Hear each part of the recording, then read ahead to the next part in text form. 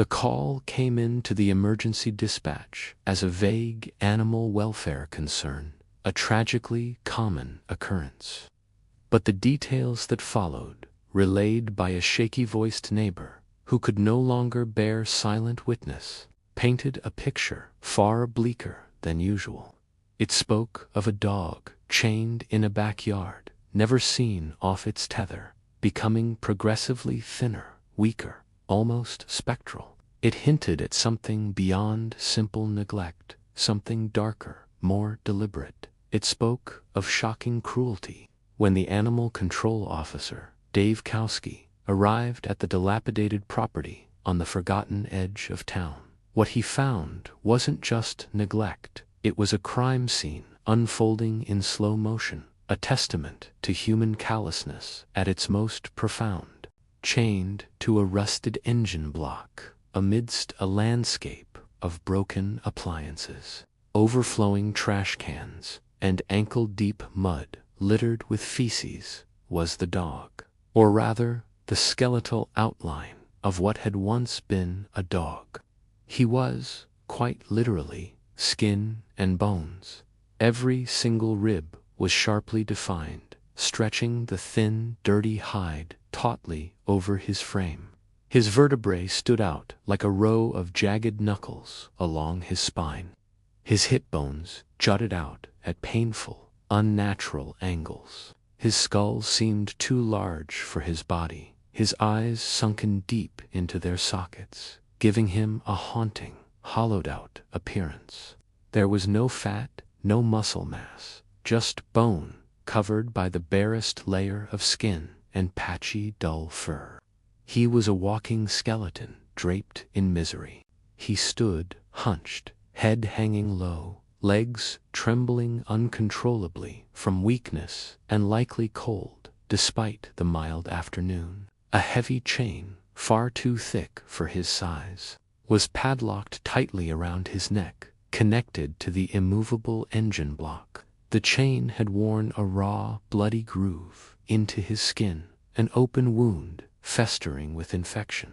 Flies buzzed persistently around the wound and around his back end, drawn by the filth and the weeping sores that dotted his pressure points, elbows, hips, where bone had rubbed against hard ground for far too long.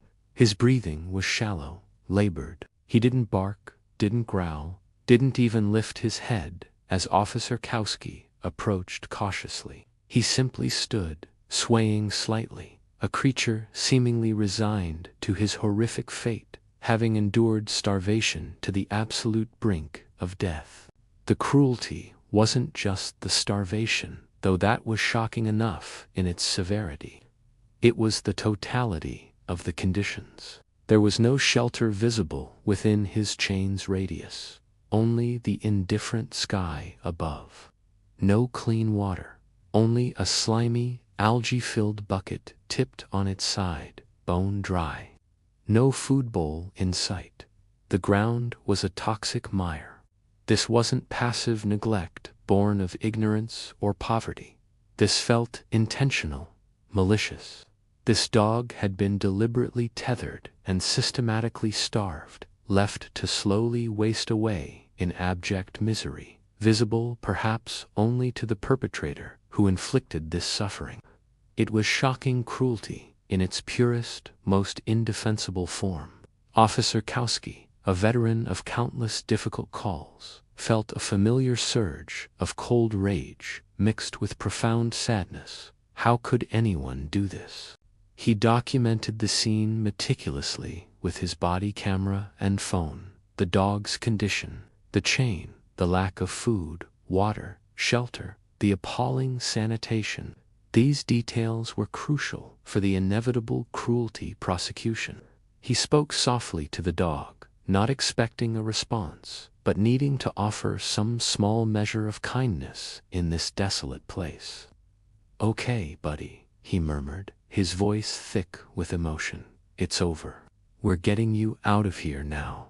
Seeing the padlock on the collar, Kowski knew he'd need bolt cutters. As he retrieved them from his truck, he radioed for backup and requested immediate contact with Second Chance Rescue, a local organization known for its ability to handle critical medical cases and provide intensive rehabilitation.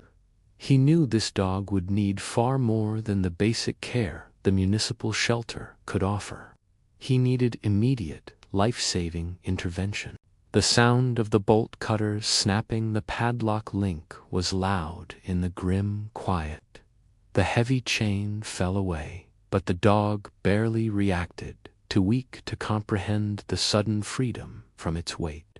He stumbled as Kowski gently tried to guide him with a soft slip lead. Walking was clearly painful and exhausting. His legs buckled after only a few steps. Realizing the dog couldn't make it to the truck, Kowski carefully scooped him up. The lack of weight was terrifying. He felt like a collection of fragile sticks wrapped in damaged parchment. He cradled the dog gently, murmuring reassurances, keenly aware of the sharp bones pressing against his arms, the faint, erratic heartbeat against his hand. By the time Kowski reached the designated meeting point with the rescue transport volunteer, sirens could be heard approaching the property as backup officers arrived to secure the scene and begin the investigation into the owner.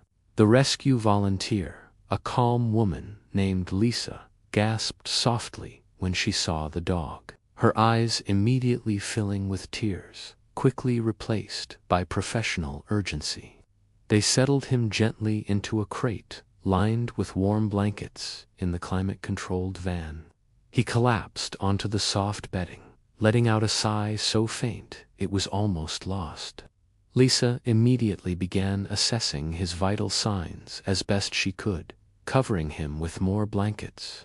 The journey to the emergency veterinary clinic specializing in critical care began, every minute crucial. At the clinic, Dr. Ramirez and her team were waiting, alerted by the rescue.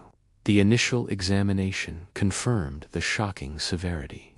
The dog, they decided to call him Beacon, hoping he could become a light, guiding others out of such darkness, weighed only 28 pounds. Based on his skeletal structure, he should have weighed closer to 65 or 70 pounds. He was literally less than half his ideal body weight, truly skin and bones. His body temperature was dangerously low. Severe dehydration was evident in his sunken eyes and lack of skin elasticity. Blood tests revealed profound anemia, dangerously low protein levels, electrolyte imbalances, and early indicators of organ damage, particularly kidneys and liver, stressed to their limits by prolonged starvation. His heart rate was weak and irregular. The infected wound on his neck was deep and foul-smelling. Numerous pressure sores required immediate attention.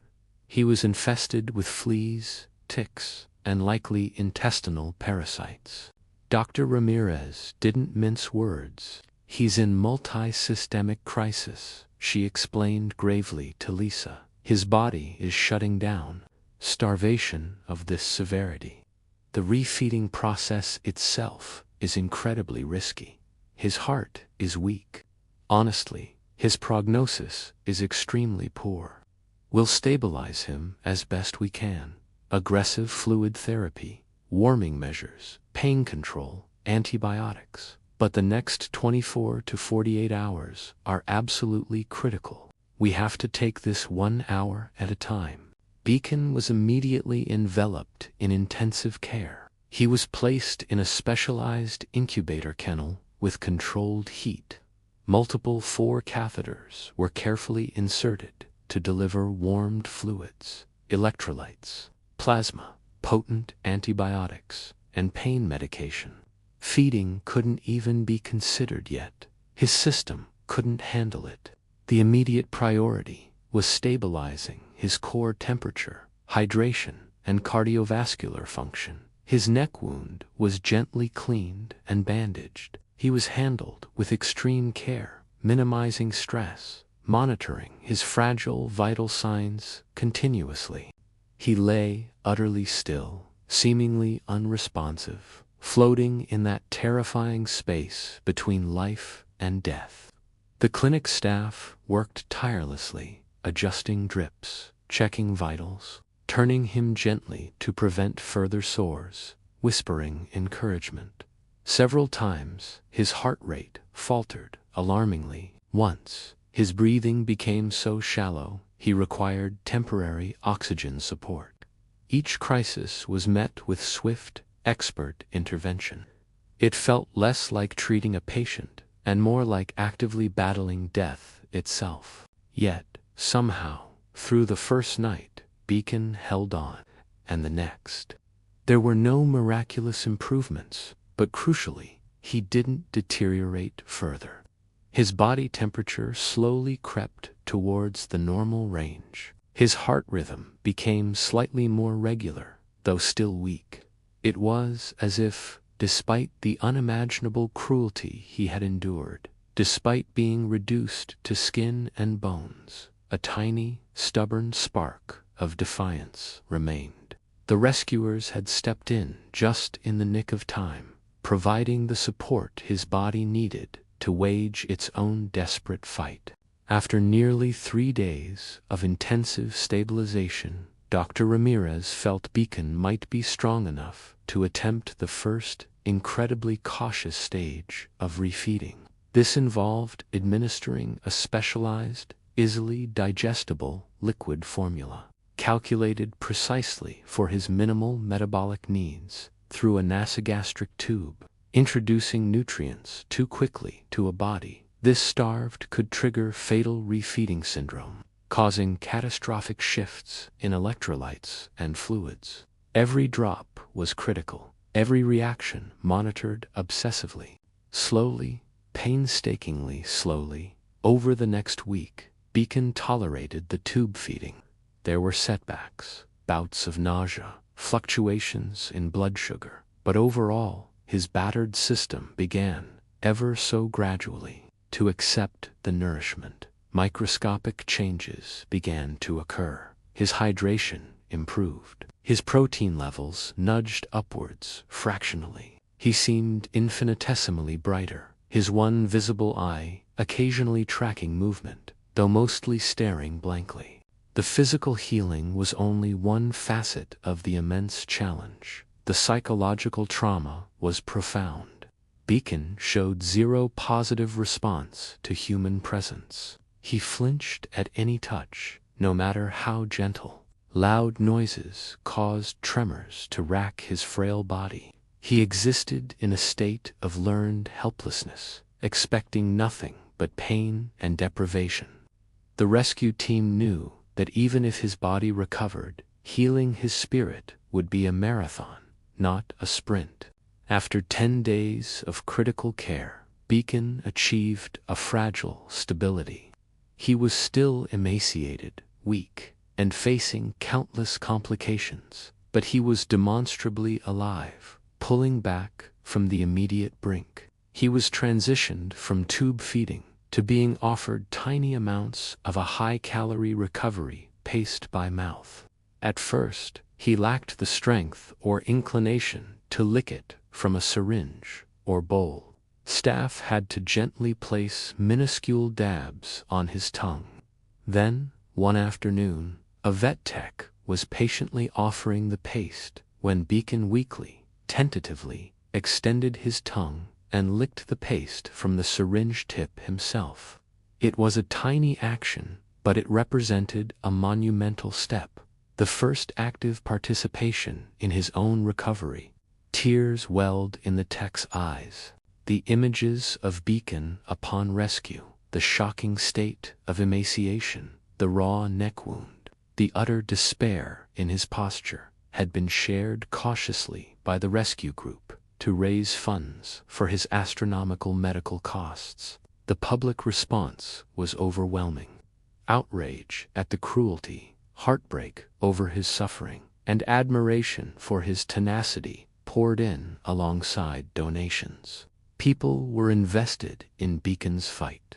His plight shone a harsh spotlight on the hidden horrors of animal abuse, reminding people that such suffering exists and that intervention is vital.